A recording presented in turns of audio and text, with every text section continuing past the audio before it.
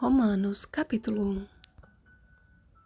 Porque os atributos de Deus, assim o seu eterno poder, como também a sua própria divindade, claramente se reconhecem desde o princípio do mundo, sendo percebidos por meio das coisas que foram criadas. Tais homens são, por isso, indesculpáveis. Versículo 20. Iniciamos hoje um livro que nos revelará de uma forma mais clara a beleza do Evangelho e a sua base. Sendo o primeiro livro do Novo Testamento dentre os tantos livros que Paulo escreveu, esta epístola aos Romanos tem sido considerada como a carta da doutrina da justificação pela fé. Foi debruçando-se mais precisamente sobre este livro que Lutero e os demais reformadores se levantaram contra os ditames e a falsa teologia da Igreja Papal.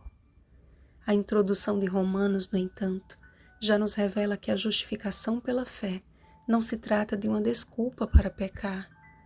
Não é porque somos salvos pela fé em Cristo que somos livres para vivermos como quisermos, mas para a obediência por fé fostes chamados para serdes santos. Naquela época, a Bíblia era composta apenas pelo Antigo Testamento. Percebam como Paulo se refere a esta porção da Palavra de Deus. Sagradas Escrituras. A santidade que deveria ser manifestada entre os cristãos de Roma foi a mesma requerida por Deus ao antigo Israel quando disse: Santos sereis, porque eu, o Senhor, vosso Deus, sou santo. Levítico capítulo 19, versículo 2. E a mesma reforçada no apelo de Pedro. Porque escrito está, sede santos, porque eu sou santo. 1 Pedro capítulo 1, versículo 16.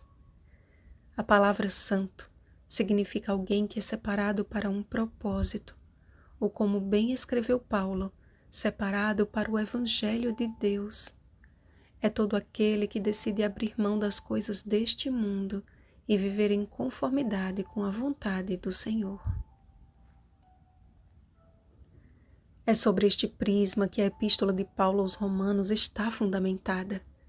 A obediência como um resultado da fé em Cristo e a santidade como consequência direta de uma vida de obediência. Uma coisa está ligada à outra. De acordo com a Bíblia, não há como separá-las ou como viver uma e rejeitar a outra. Seria uma insensatez, como um filho que diz amar aos pais, mas que constantemente os desonra.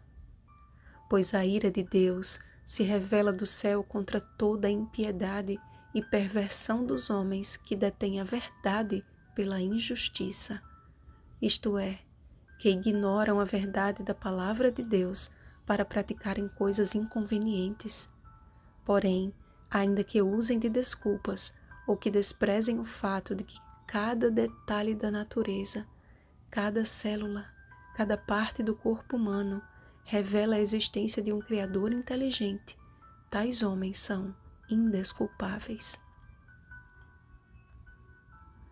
Paulo não se refere a pessoas ignorantes, mas àquelas que, mesmo tendo o conhecimento de Deus, não glorificaram como Deus, nem lhe deram graças, mas se perderam em seus próprios raciocínios. Inseridos em uma cultura relativista e repleta de achismos, precisamos nos apegar ao profundo estudo da Bíblia, porque é o poder de Deus para a salvação de todo aquele que crê. Só assim não seremos enganados por aqueles que mudaram a verdade de Deus em mentira, adorando e servindo a criatura em lugar do Criador. Apontando para o último tempo desta terra, Ellen White escreveu: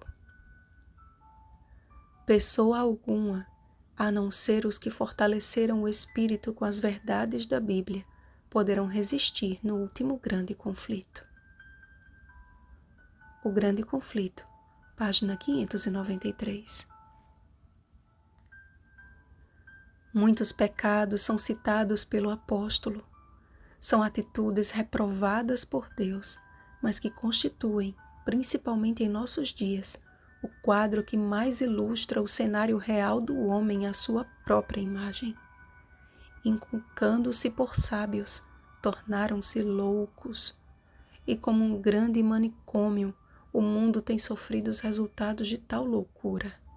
São ideologias, teorias e filosofias que prometem liberdade e felicidade, quando a realidade mostra uma sociedade infeliz e presa em coisas e prazeres que tão somente provam o quanto está insatisfeita. Pessoas que aparentam viver um conto de fadas enquanto abafam o grito da alma.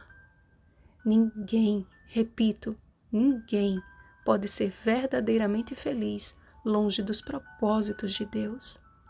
Salomão foi um rei que teve de tudo e que pôde escrever com propriedade de que Deus pôs a eternidade no coração do homem. Eclesiastes capítulo 3, versículo 11. E que tudo o que procede deste mundo não passa de vaidade. Eclesiastes capítulo 1, versículo 2.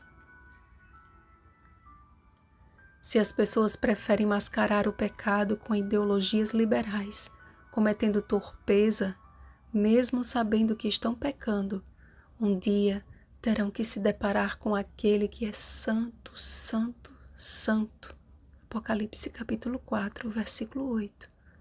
Quando serão consideradas indesculpáveis. É claro que ainda existem muitos que estão no mundo sinceramente errados e que no devido tempo virão para as fileiras do Senhor. É nosso dever orar por isso e pregar o Evangelho a todos. Nós fomos chamados para sermos de Jesus Cristo, para sermos santos, a fim de que em todo o mundo seja proclamada a nossa fé e sejamos confirmados como testemunhas de Jesus Cristo, que cheios do Espírito Santo, nossa vida reflita a imagem do nosso Criador, o qual é bendito eternamente. Amém. Vigiemos e oremos.